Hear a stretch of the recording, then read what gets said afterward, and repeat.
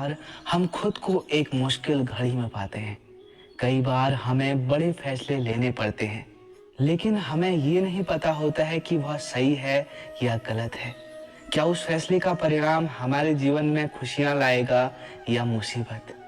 लेकिन कई बार हमारे पास सही निर्णय लेने के सुझाव नहीं होते और हम जल्दीबाजी में फैसला कर लेते हैं, और उन फैसलों की वजह से हमारी जिंदगी सुखमय हो सकती है या फिर हमारी जिंदगी नरक से भी बदतर हो सकती है।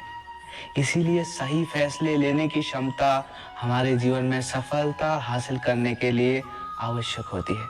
तो चलिए आज की इस कहानी के माध्यम से जानते हैं कि जीवन में सही फैसले कैसे लिए जाए, और ये भी कि सही निर्णय लेने के तरीके कौन से हैं।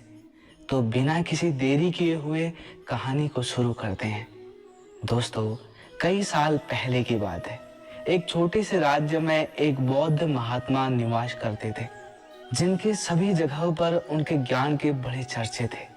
वह बौद्ध महात्मा बहुत ज्ञानी थे। उनके पास लोग बहुत दूर दूर से आते थे ताकि वे उनसे अपनी समस्याओं का समाधान प्राप्त कर सके। उनके पास कोई भी कैसी भी समस्या लेकर क्यों ना आ जाए, वे समस्या का समाधान अवश्य करते थे।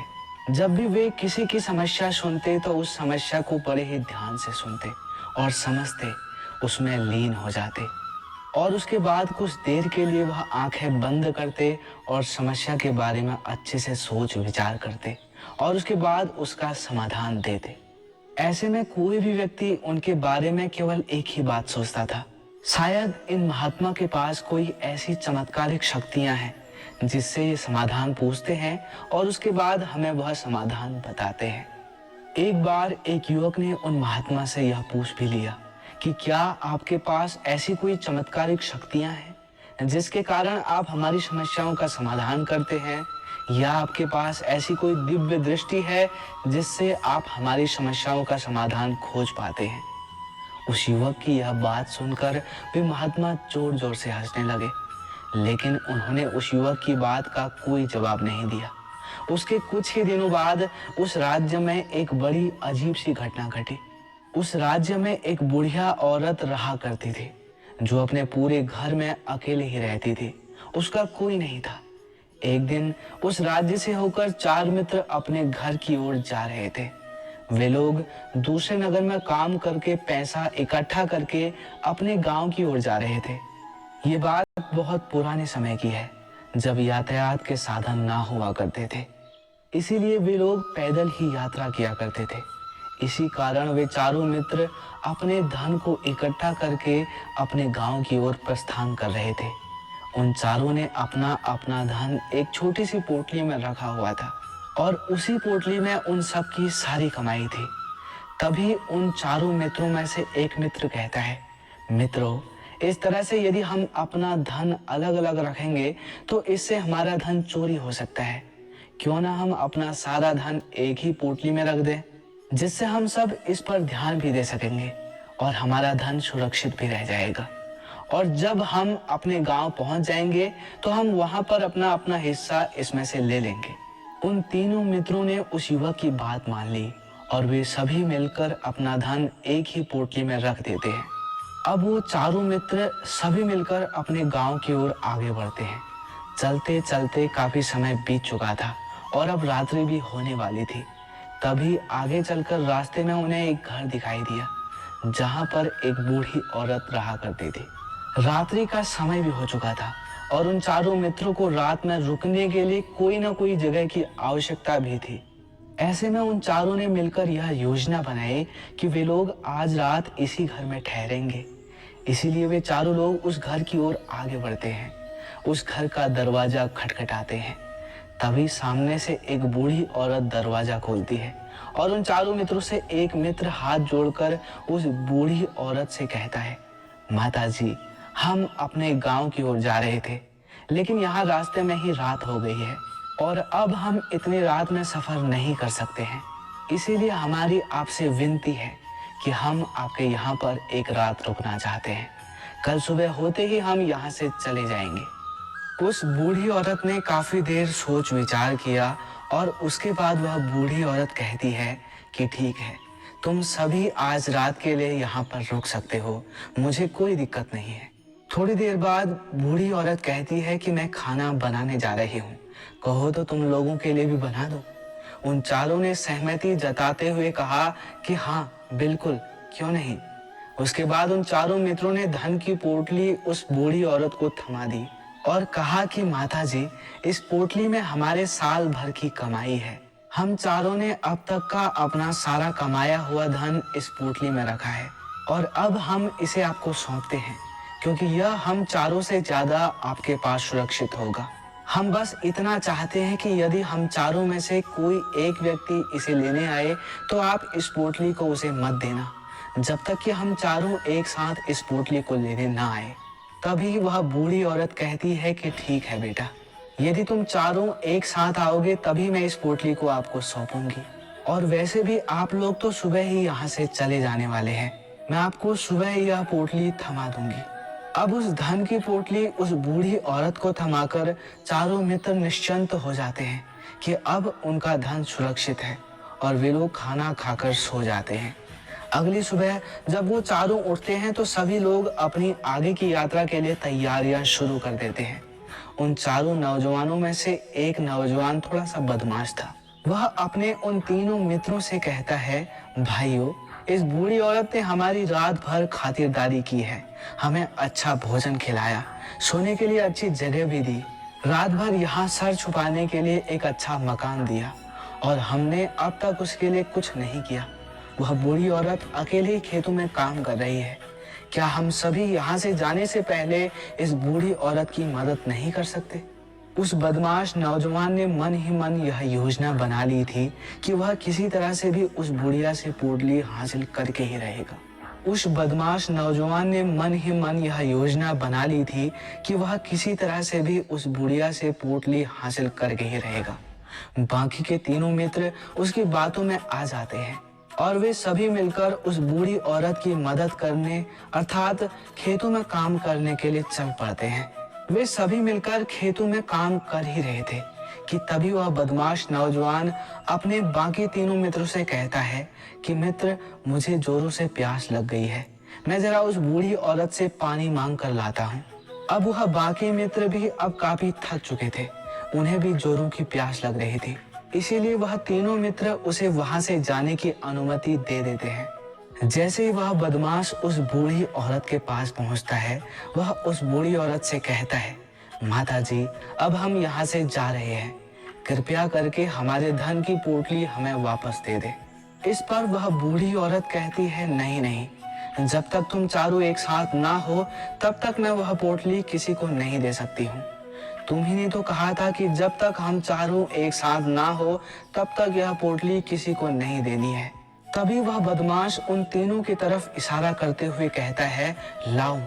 उन तीनों ने सोचा कि हमारा मित्र हमारे लिए पानी लाना चाहता है, इसीलिए वह हमसे आज्ञा मांग रहा है। तभी उन तीनों मित्रों ने इशारे में उस युवक से कहा कि हाँ हाँ ठीक है, ले आओ। ये देख उस बुढ़िया को यह लगने लगा कि अब ये चारों यहाँ से जा रहे हैं और यह अपनी पोटली मांग रहे हैं, इसीलिए उस बुढ़िया ने वह पोटली लाकर उस बदमाश के हाथों में रख दी और वह बदमाश उस पोटली को लेकर वहां से चला गया और बाकी के तीन मित्र अपने खेत के काम में व्यस्त हो जाते हैं। कुछ देर बाद जब वह तीनों खेत का काम करके वापस लौटते हैं और बुढ़िया से कहते हैं कि माता जी, हमारा मित्र जो यहाँ पानी पीने आया था वह कहाँ गया? इस पर बूढ़ी औरत कहती है कि क्या वह पानी पीने आया था? पर वह तो कह रहा था कि हम चारों जा रहे हैं, कृपया करके हमारे धन की पोटली हमें थमा दे। तब तीनों ही मित्र बड़े आश्चर्य होकर उस बूढ़ी औरत से कहते हैं, माता जी, हमने भला कहाँ वह पोटली मांगी थी, हमें तो प्यास लगी थी और हमने पानी के लिए इशारा किया हुआ था। तभी वह बूढ़ी औरत उन तीनों से कहती है, परंतु अब तो वह पोटली लेकर जा चुका है। यह बात को सुनकर वह तीनों मित्र सर पकड़कर रोने लगते हैं और कहते हैं कि माता जी, उसमें हमारा सारा कमाया हुआ धन था जो वह अकेले लेकर भाग चुका है। हमने तो आपको कहा था कि जब तक हम चारों एक साथ ना आ जाए तब तक आपको वह पोटली किसी को नहीं देनी है, फिर आपने ऐसा क्यों किया? इसमें आपकी ही गलती है। हमने आपको उस पोटली की हिफाजत के लिए रखा था और आपने उसे एक ऐसे आदमी के हाथों में दे दिया जिसने हमारा सारा धन हमसे लूट लिया है। हम ये बर्दाश्त नहीं करेंगे। हम राजा के पास जाएंगे और राजा से आपकी शिकायत करेंगे, न्याय की मांग करेंगे। अब तो इस बात का राजा ही फैसला करेंगे। तीनों नौजवान क्रोधित होकर राज दरबार में पहुंच जाते हैं और अपनी सारी समस्या उस राजा को बता देते हैं। जब वह राजा उन तीनों नौजवानों की बात ध्यानपूर्वक सुनता है तो वह तुरंत ही उस बूढ़ी औरत को राज दरबार में पेश होने का आदेश देता है। राजा के आदेश पर राजा के सैनिक तुरंत ही उस बूढ़ी औरत को राज दरबार में पेश करते हैं और राज भरी दरबार में उस बूढ़ी औरत को दोषी करार कर देते हैं और कहते हैं, तुम्हें वह पोटली उस अकेले व्यक्ति को नहीं देनी चाहिए थी। जब उन्होंने तुमसे कहा था कि जब तक वह चारों एक साथ उस पोटली को लेने ना जाए तब तक तुम्हें वह धन किसी को नहीं देना चाहिए था। इसमें तुम्हारी ही गलती है और अब तुम्हें इसका हर्जाना भरना होगा। तुम्हें इनका धन लौटाना होगा। राजा का यह आदेश सुनकर बूढ़ी औरत फूट फूट कर रोने लगती है और राजा से मदद की गुहार लगाती है और कहती है, हे राजन, मैं तो एक बूढ़ी औरत हूँ और मेरे पास इतना धन नहीं है और ना ही मेरे घर में कोई ऐसा है जो धन कमाता हो। मेरे पास इतना धन नहीं है कि मैं इनका धन लौटा सकूं। मैं तो अकेली हूँ, बेसहारा हूँ। कृपया करके मुझ पर रहम करें। लेकिन राजा उस बूढ़ी औरत की एक नहीं सुनता है। अब वह बूढ़ी औरत रोते हुए अपने घर की ओर जा रही थी। वह बूढ़ी औरत सोच रही थी कि आखिर मैं इतना धन कहाँ से लाऊं और कैसे मैं उन लोगों का धन उन्हें लौटा पाऊंगी। मेरे पास इतना धन नहीं है। अब मैं क्या करूं, कैसे करूं और कहाँ से लाऊं इतना धन।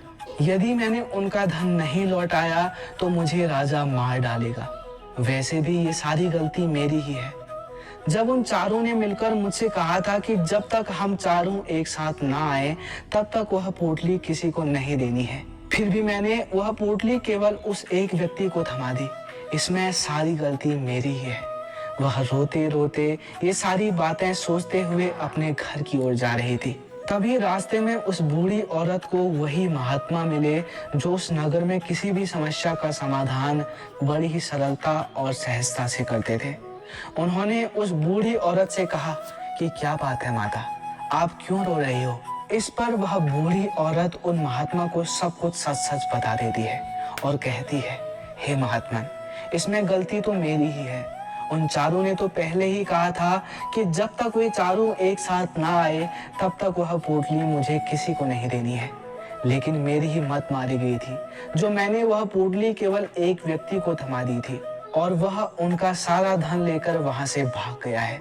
लेकिन अब मुझे यह समझ नहीं आ रहा है कि मैं वह सारा धन कहां से लाऊं और कैसे जुटाऊं। मेरे पास इतना धन नहीं है और राजा ने तो आदेश भी दे दिया है कि मुझे उनका धन लौटाना ही पड़ेगा।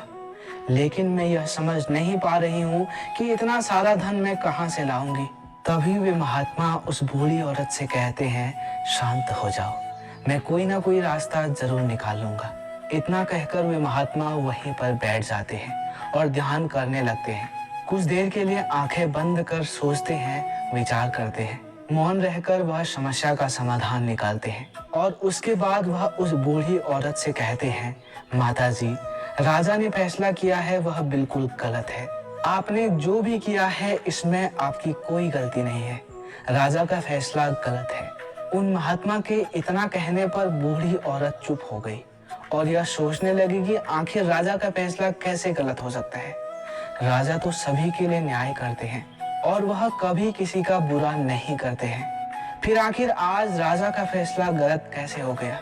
उन महात्मा और उस बूढ़ी औरत की बात आसपास के खड़े सभी लोग सुन रहे थे और वे लोग बड़े अचरज में थे क्योंकि राजा का फैसला गलत कैसे हो सकता था। राजा ने तो बिल्कुल सही फैसला लिया है। इस बूढ़ी औरत ने ही गलती की है। उन चारों का धन केवल एक ही को थमा दिया। ऐसे में इस बूढ़ी औरत को उनका सारा धन लौटाना ही चाहिए। राजा ने इसमें गलत फैसला कहाँ किया है। तभी वह महात्मा उस बूढ़ी औरत से कहते हैं, जाओ और राज दरबार में कह दो कि हे राजन, आपका फैसला गलत है और सही क्या है गलत क्या है इसका फैसला मैं करूंगा। पहले तो बूढ़ी औरत इतनी हिम्मत नहीं जुटा पा रही थी कि वह राज दरबार में जाकर भरे राज दरबार में राजा को यह कह सके कि राजन, आपका फैसला गलत है। लेकिन जैसे तैसे उसने हिम्मत जुटाई और वह वापस राज दरबार में लौटी। उसने डरते हुए भरे राज दरबार में राजा से बड़ी थरथराती आवाज में कहा कि हे राजन, आपने जो फैसला किया है वह फैसला गलत है। इतना कहकर उसने राजा को सारी बात सच सच बता दी। उस बूढ़ी औरत की बात सुनकर राजा बहुत क्रोधित हुआ। राजा ने उस बूढ़ी औरत से कहा कि कौन है वह महात्मा जिसने मेरे फैसले को गलत बताया है? क्या उन्हें नहीं लगता है कि मैंने सही निर्णय लिया है? मैं हर रोज कई निर्णय लेता हूँ, कई फैसले करता हूँ, लेकिन आज तक कभी किसी ने मुझसे यह नहीं कहा कि मेरा फैसला गलत है। यदि उन महात्मा ने मुझे सही फैसला ना सुनाया तो मैं उन्हें फांसी की सजा दे दूंगा। ये बात पूरे नगर में फैल गई। सभी लोग यह जानने के लिए हैरान थे कि आखिर वह साधु ऐसा कौन सा फैसला सुनाने वाला है जो राजा से भी उचित होगा, जिसमें सबके लिए न्याय होगा। राजा ने अपने सैनिकों को तुरंत ही आदेश दिया कि जाओ और उस महात्मा को राज दरबार में ले आओ। राजा की आज्ञा के अनुसार वे सैनिक तुरंत ही उन महात्मा को लेने के लिए निकल पड़े। वे लोग कुछ ही देर बाद उन महात्मा को लेकर राज दरबार में पहुंचे। राज दरबार में सभी लोग उपस्थित थे और सभी लोग उन महात्मा के फैसले का इंतजार कर रहे थे। उन महात्मा को देखकर राजा कहता है कि हे महात्मन, आपको ऐसा क्यों लगता है कि हमने जो फैसला किया है वह गलत है? इस बूढ़ी औरत ने यह वादा किया था कि वह चारों लोगों को एक साथ ही वह पोटली थमा देगी। फिर आखिर उसने अपना वादा क्यों तोड़ा? इसने यह गलती क्यों की कि केवल एक ही को पोटली थमा दी और वह उनका सारा धन लेकर यहाँ से भाग गया? तो क्या इसमें इसकी गलती नहीं है? क्या इसे इनका धन नहीं लौटाना चाहिए? इस पर वे महात्मा बड़ी विनम्रता से राजा से कहते हैं, हे राजन, यह आपका फैसला था, लेकिन मैं आपसे कुछ कहना चाहता हूँ। इस पर राजा कहता है कि ठीक है, कहिए आप क्या कहना चाहते हैं। इस पर वे महात्मा बड़ी विनम्रता से राजा से कहते हैं कि हे राजन, जैसा कि वादा किया गया था कि पोटली एक साथ उन चारों को ही दी जाएगी, तो अभी तो यह केवल 3 ही है, चौथा कहाँ है? तो इनसे कहिए कि यह लोग यहाँ से वापस जाए और अपने उस चौथे मित्र को यहाँ लेकर आए, तभी इनका धन वापस किया जाएगा। और वादा भी ऐसा ही किया गया था कि जब तक चारों लोग एक साथ नहीं हो तब तक उनका धन उन्हें नहीं लौटाया जाएगा। और यदि यह बूढ़ी औरत इन तीनों को धन लौटा देती है तो यह बूढ़ी औरत अपना वादा तोड़ देगी और यह सही नहीं है। इसीलिए यदि आप चाहते हैं कि इनका धन लौटाया जाए तो पहले इनसे कहिए कि ये लोग जाएं और अपने उस चौथे मित्र को यहाँ पर वापस ले आए। उस राज दरबार में हर कोई इस बात को सुनकर बहुत खुश हुआ। सभी ने उन महात्मा की बहुत तारीफ की। अब राजा भी उन महात्मा के इस फैसले से पूरी तरह से सहमत था। राजा तुरंत ही उन महात्मा के सामने सिर झुका लेता है और हाथ जोड़कर उनसे कहता है कि हे महात्मा, आपका यह फैसला इतना सही कैसे हो सकता है? आखिर ये बात मेरे दिमाग में क्यों नहीं आई? मैंने इस बात को इस तरह से सोचा क्यों नहीं? तभी वह महात्मा उस राजा से कहते हैं, हे राजन, आपके पास और भी बहुत सारे काम होते हैं। आप दिन भर व्यस्त रहते हैं और आपको जल्दीबाजी में फैसले लेने पड़ते हैं। आपने इस मामले को सुना समझा, लेकिन इसे देखने में आप गलती कर गए। इसे आपने केवल ऊपरी तौर पर देखा, आपने इसकी गहराई तक जाने का प्रयास तक नहीं किया। यदि आपने इस मामले की गहराई को देखा होता, समझा होता, तो आप भी इसी नतीजे पर आते। जब तक हम किसी मामले की गहराई तक नहीं जाते, तब तक हम उसका सही समाधान नहीं निकाल सकते। लेकिन